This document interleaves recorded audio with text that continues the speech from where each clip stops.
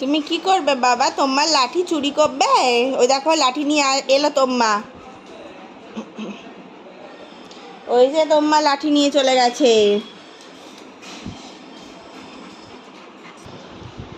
এইটা হচ্ছে সেই লাঠি, যেই লাঠিটা দিয়ে কোকোকে ভয় দেখানো হয়, ঠিক আছে? আর এইটা হচ্ছে আমার ছেলেরও প্রিয়। আর দেখো এখনো পাপোশ নিয়ে খেলছে। এই দেখো, এদিকে আয় বাবা, তোমার লাঠিটা রেখেছে। আসো আসো, তোমার লাঠিটা রেখেছে, আসো। তোমার রেখেছে, বসেছে তোমার লাঠিটা নিয়ে। চলো আসো। এই দেখো আসছে এখন। এই লাঠিটা দুজনেরই প্রিয়।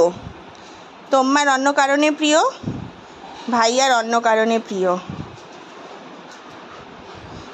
ভাইয়া লাঠিটাকে নেবে সেই ভয়ে আরেকজন উঠেই চলে গেল। এবার এখান থেকে পার হতে পারছে না, কারণ জানে ভাইয়া ওর মুখ থেকে নিয়ে নেবে। ভাইয়া অন্যদিকে গেছে, এবার তোমা পালিয়ে গেল। কোকো সবসময় আতঙ্কে থাকে যে ভাইয়া এই বুঝে ওর জিনিস নিয়ে নিল, এই বুঝে ওর জিনিস নিয়ে নিল। এই লাঠিটা কেউ নিতে পারি না আমরা। আজকে আমরা দেখব যে কুট্টুস এই জার্নিতে সফল হয় কি না, এই লক্ষ্যতে। যে ওখানে যাচ্ছে, গিয়ে দেখছে মা ওখানে কাজ করছে, তাই ওর দাবি হচ্ছে ওখানে যাবে, কিন্তু আসলে বাড়িতে গেস্ট এসছে, তো মা ওখানে ওই কিছু রিফ্রেশমেন্টের জন্য আয়োজন করছে, তো সেই কারণে এই দেখো এখন এখানেই চলছে।